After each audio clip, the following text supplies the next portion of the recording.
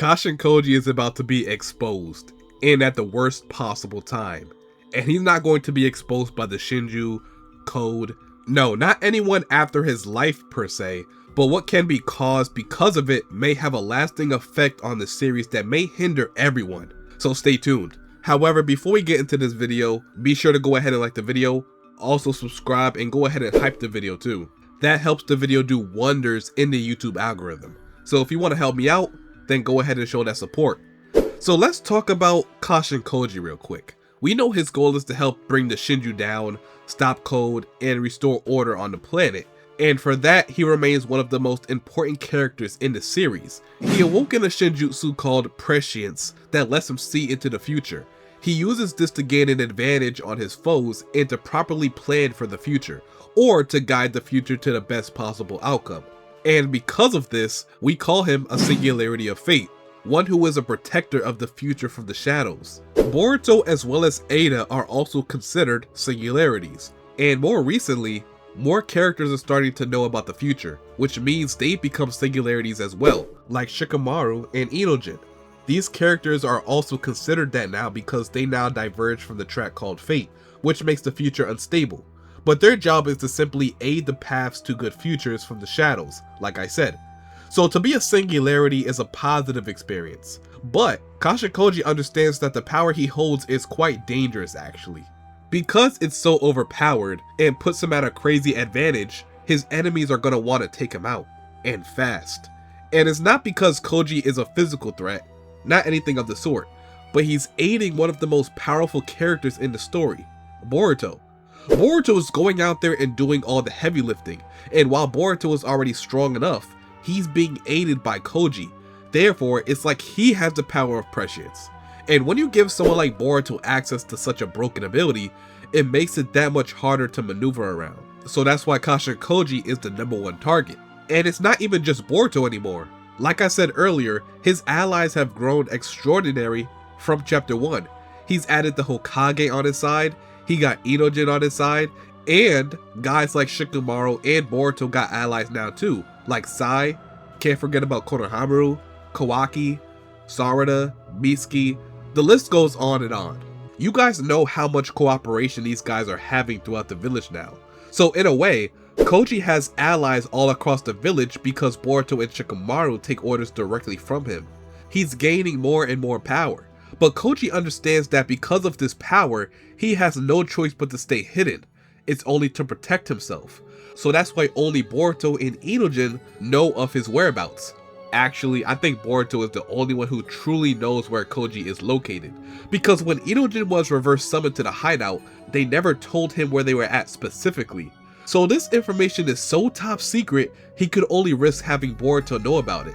And Boruto knows not to tell anyone because he also understands that his safety is on the line here. But along the way, I can't say they have been doing a great job covering their tracks. You can say it's inevitable, but through different points in the story, I feel like a plethora of different characters have caught on to certain things that could reveal Koji's location. Or if not reveal, then punch cracks in his cover. The first instance of this is relatively early on in the series, I'd say around the time where the Shinju first awakened. Code is a current inner, same as Kashin Koji, so he already knows certain things about him, and that includes what his summoning toads look like. So when he's seen one of his toads just hanging around with Boruto, he already knew who it belonged to. And I believe that in a few chapters, maybe next chapter, he's going to think back to this moment specifically and make the connection between this toad and Kashin Koji. And that's when he'll realize who Boruto is getting help from, and it may be from someone he used to be in close quarters with.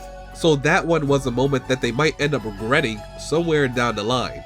And we fast forward a bit from there, there was a moment in time where the Shinju was hot on their trail, and that's how they found out that someone was aiding Boruto and feeding him intel on them. So from that moment on, one of the main objectives for the Shinju was to find Kashin Koji and dispose of him because of the advantage he gives everyone. This investigation led Matsuri all the way down to the Land of Wind, in what seems like in one of Orochimaru's old hideouts, the one that Koji and Boruto first resided in. And in the next couple of chapters, Matsuri was able to deduce that Boruto was the one that placed the dead toad in Sunagakure, and she was able to tell because of the trees telling her. Matsuri was able to use the roots of the trees deep down below the earth to track Boruto and follow his trail, so they're actually very lucky she's been dealt with, because if Matsuri was alive, I believe she would have already found Boruto and Kashin Koji.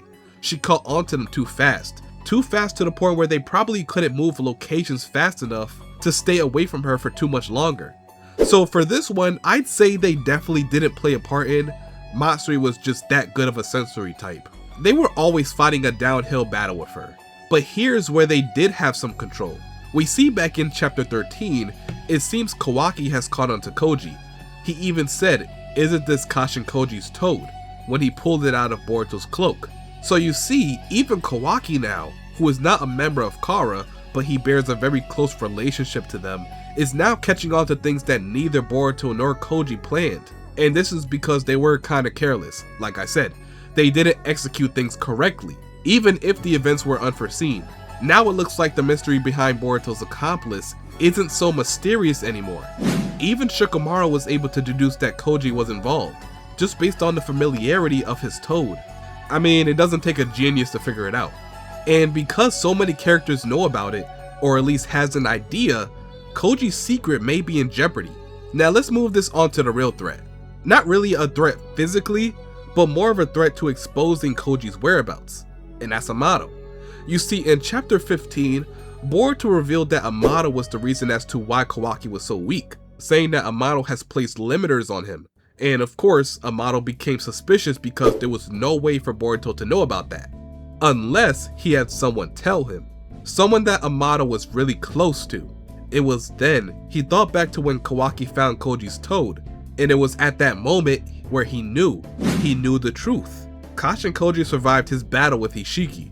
The only thing to figure out now was what's his motive. Amado actually left it alone for over 10 chapters, mainly trying to sit back and observe. Figure out the details about this situation and what exactly is Koji after. But then, something slipped out that may cause a problem. When Itojin and Koji were having a conversation about prescience, none other than Amado was listening in because of the mind transmission formation. It was here he first learned about prescience, and you see just from his reaction, he's very interested in it. And rightfully so. This technique can not only help the planet stay safe, like everyone already knows, but it could help Amado in his ideals too. Remember, he's trying to resurrect his daughter, and he needs Kawaki to make it happen. Prescience is literally his answer for everything. It's how he's gonna find out if Kawaki keeps his word and revives his daughter. It's gonna tell him how the Shinju are defeated, and if Kawaki survives this encounter, like, you get the point. It's just gonna tell him if he ever gets to see his daughter again. And you may already know how much of a big deal this is, and how far Amado is willing to go for such a thing to happen. He's given up everything for this cause, and he plans to give everything else to make sure his life's goal is successful, even turning Kawaki into a monster that's capable of combating the Shinju. So when we see a scene like this, where Amado is asking to speak with Kawaki in his lab directly, it might have you thinking, what exactly does Amado want to speak to Kawaki about? But if we look back to previous chapters, like when Amado seeing Koji's frog disappear, that kind of tells us everything we need to know. Amado has figured out that Koji is alive, and he's feeding Boruto information based on the future. So he's about to tell Kawaki this too. This puts a target on Koji's back. This is the reason he didn't want anyone to know of his existence, at least not yet, because if that news gets out, especially to the wrong source, it could mean the end for Kashin Koji. If they think someone like Code is lurking around and eavesdropping on different conversations to gather information, then the more info that's floating around, the more likely Koji ends up getting caught by the Shinju. And on top of that, Kawaki might have some motives as well. Like Amado, Kawaki has goals too, like to destroy Boruto, restore order in Konoha, and protect Naruto. And anyone that supports Boruto is a threat to Kawaki in the long term.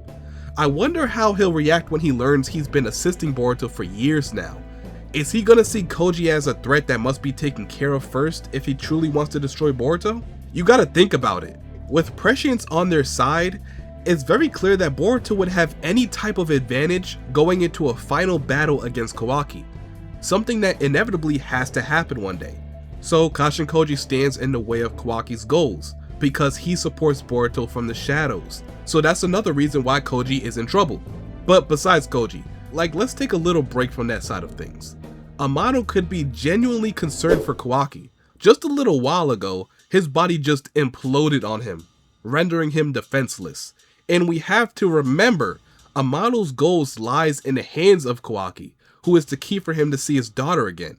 It doesn't matter what prescience sees or not if Kawaki dies in the midst of battle because his body can't handle his own power. So in between arcs, this might be a good time to re-experiment on Kawaki's body to find out if there's a way to raise his body's overall durability.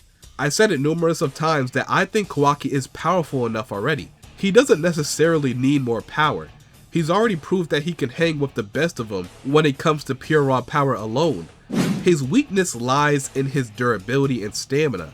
He can't go for too long or his body would just give out. And that's what's keeping me from putting him in that elite god tier alongside Jura. Amado helping him overcome this because he's desperate to see his daughter again is something I definitely could see Amado doing. But something tells me that Amado's mind is locked in on prescience. He wants to know more about it, and he wants to gauge Kawaki's opinion on it too. And also the whereabouts of Kashin Koji, because he could be the answer to everything. He could even help Amado make Kawaki even stronger, similar to what he did for Boruto, but on a much bigger scale. There even lies the possibility of Kashin Koji wanting Amado to hear this conversation. I just think Koji is too analytical to make that kind of mistake. He must have knew that Amado was listening in. So there's something in this conversation that he wants Amado to hear. Something that could affect the future. But we gotta find out what it is he wants Amado to hear and how it's gonna affect the future. So this whole thing could be a plan by Koji to lure Amado in on the plan. That's another way to look at it. And honestly, I wouldn't even be surprised if that was the case. So overall, this could change a lot as it pertains to the story of Boruto. This could not only be a turning point for Amado in his quest to be reunited with his daughter, it could also mean something for Kawaki too, or a potential feud between Kawaki and Koji. And I can't lie, that probably wouldn't end good. But let me know what you all think down below in the comment section. What does this mean now that Amado wants to speak with Kawaki? Not only what does it mean for the story, but what does it mean for each individual character? And what do you think is to come from this? Because I don't think it's anything good, but I'm more interested in what you all think. So if you want, go ahead and leave all that feedback down below. And I think that's gonna be it for today's video. I'm starting to feel a little bit better. You probably noticed it in my voice, but I am a little sick.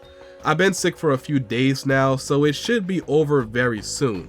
I got more reaction videos for y'all when I do fully recover, so look forward to that. But that's really it.